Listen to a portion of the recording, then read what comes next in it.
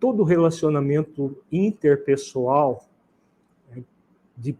claro, um relacionamento mais próximo, mais a miúde.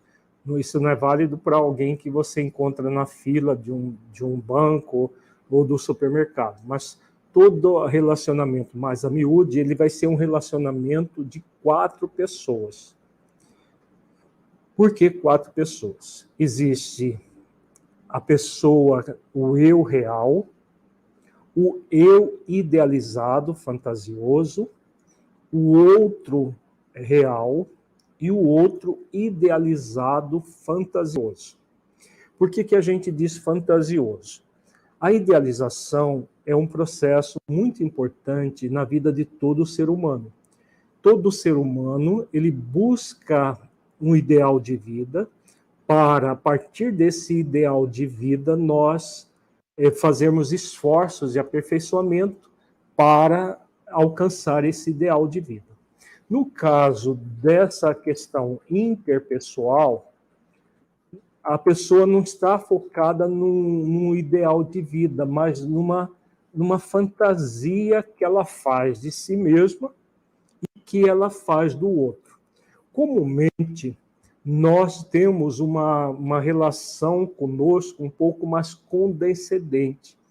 Então, é comum a pessoa idealizar-se melhor do que verdadeiramente é. Ela tendo qualidades, tendo virtudes que realmente, na vida prática, ela não tem, ou não tem tão desenvolvida quanto ela acha. É muito comum esse processo de superestimação da pessoa. Ela se superestima, ou seja, é aquela pessoa que vê nela própria qualidades, virtudes que ela ainda não desenvolveu ou que não desenvolveu na intensidade que ela pensa que já desenvolveu. Existem também pessoas que se subestimam. A subestimação é aquela pessoa que tem uma baixa autoestima muito grande, que tem dificuldade de se autoaceitar, de se autoacolher, e que se coloca menos do que é. Então, ela coloca nela própria limitações a mais, como se ela fosse uma pessoa profundamente limitada, como se diz popularmente, um zero à esquerda, como se ela não tivesse qualidades nenhuma, ou muito poucas qualidades, muito poucas virtudes. Existe esse grupo também, mas comumente, o que mais aparece é o processo de superestimação, em que a pessoa se idealiza muito melhor do que é. O que acontece com o outro? O outro idealizado, nós fazemos fantasias que o outro deveria ter qualidades ou virtudes que ele não tem, e nós gostaríamos que a outra pessoa não tivesse limitações que a pessoa tem. Então, nós idealizamos para a outra pessoa, vamos pegar uma relação muito comum, uma relação conjugal. Nós idealizamos para o nosso cônjuge um verdadeiro príncipe encantado, ou para uma princesa encantada. E aí, o que acontece? Na relação conjugal, o príncipe e a princesa encantados, como metáforas de perfeição, não existem. Não existe o príncipe nem a princesa encantada, só no conto de fadas. Nos contos de fadas, o príncipe é transformado em sapo, e a princesa é transformada em bruxa, pela bruxa malvada. Tem muito comum em vários contos de fadas isso. E aí, o que acontece? A princesinha, que um dia estava caminhando no bosque, encontra aquele baita do sapo. E ela tem uma intuição, que aquele sapo não é sapo, ele é um príncipe encantado. Ele foi um príncipe que a bruxa malvada encantou e transformou em sapo. E aí, vencendo o asco, a princesinha vai lá e beija o sapo na boca, e o sapo se transforma num príncipe garboso, tudo bonitão, pronto para casar com ela. E aí eles se casam e vivem felizes para sempre. Também temos nos contos de fadas o príncipe que estava lá na floresta, aí encontra aquela bruxa horrorosa com o nariz desse tamanho, com verruga, com chapelão e tudo, aquelas bruxas de contos de fadas terríveis, né, horríveis. E também o príncipe, ele também tem uma intuição que aquela bruxa não é bruxa, ela é uma princesa linda e maravilhosa que a bruxa malvada transformou em bruxa. E aí o que ele faz? Vencendo o asco também, ele dá um beijo na boca da bruxa e a bruxa se transforma numa linda princesa também pronta para casar com ele. Então, no caso da relação conjugal, esse outro idealizado é exatamente o príncipe e a princesa encantados lá dos contos de fadas infantis, que todo homem sonha em ter como esposa uma princesa encantada, toda mulher sonha em ter o seu príncipe encantado. As novelas de televisão, os romances, eles também usam essa mesma narrativa, de formas diferentes, mas a mesma narrativa, do príncipe e da princesa encantados que vão casar-se e bastou o casamento para viver felizes para sempre. E aí o que acontece?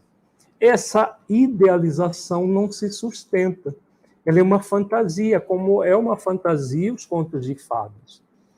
Só que na vida real, não é no conto de fadas, o sapo vira príncipe e a bruxa vira princesa. Na vida real, o que acontece? O príncipe vira sapo e a princesa vira bruxa. Por quê? Depois a partir dessa idealização que não se sustenta, há uma briga mental entre a outra pessoa real e a outra que nós idealizamos.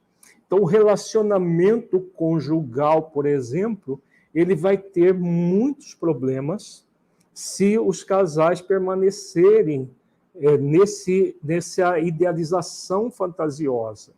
Não perceber que o outro real tem qualidades e tem limitações, como todos nós trazemos qualidades e limitações. Nem sempre as qualidades na intensidade que nós gostaríamos, e limitações que nós não gostaríamos que o outro tivesse, mas o outro tem.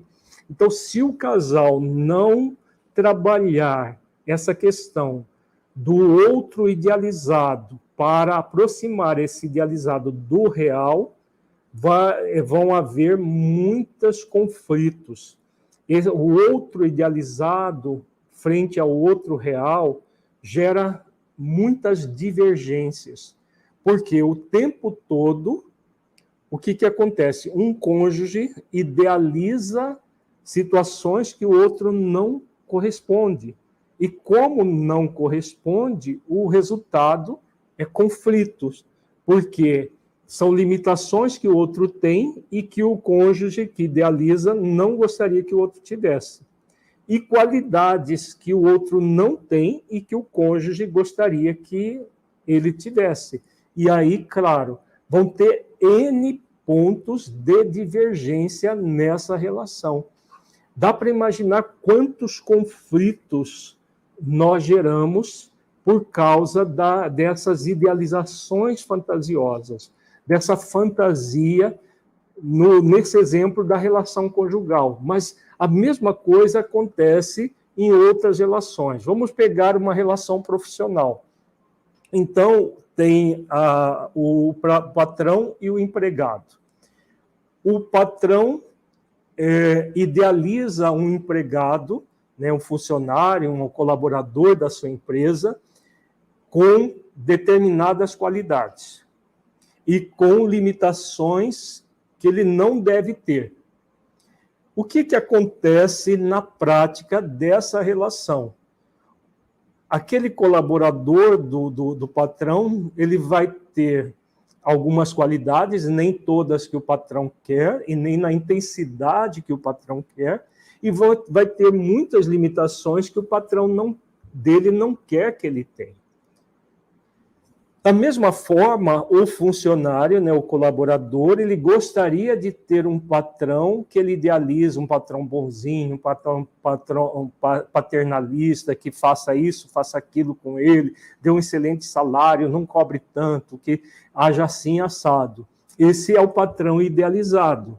O patrão real é aquele que ele convive no dia a dia, que tem qualidades, mas tem limitações, que tem muitas dificuldades consigo mesmo, muitas vezes age com autoritarismo, que ele não gosta, e aí o que acontece?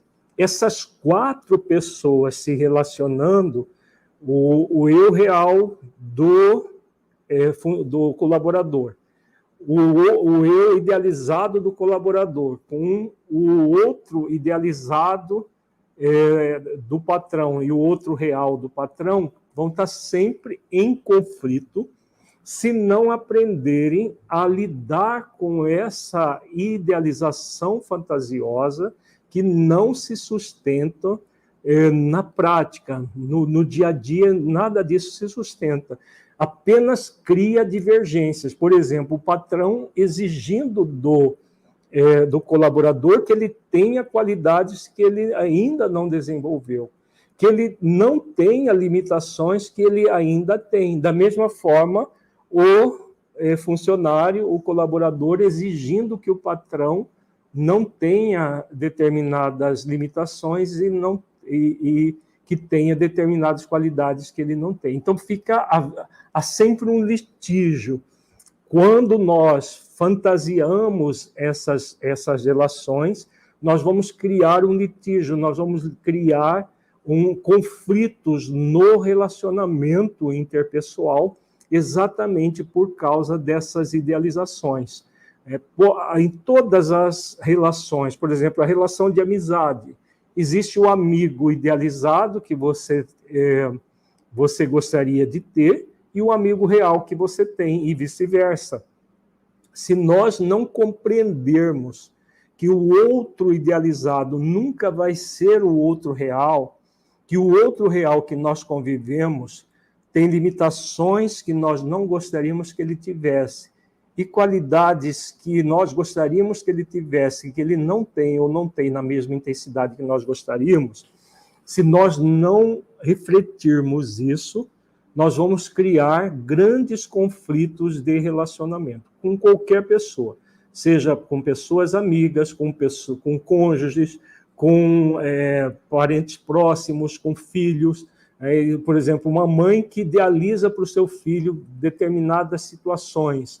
Ela idealiza, ela faz, só que o filho real não corresponde ao ideal que ela idealizou. E aí o que acontece? Conflitos, porque ela quer que o filho real se transforme no filho que ela idealizou. Um pai com filho, um irmão com o outro, que idealiza o irmão de maneira X, Y, Z. E a ele não corresponde. Então, qualquer relação interpessoal, nós vamos ter essas 4 pessoas se unindo, se relacionando.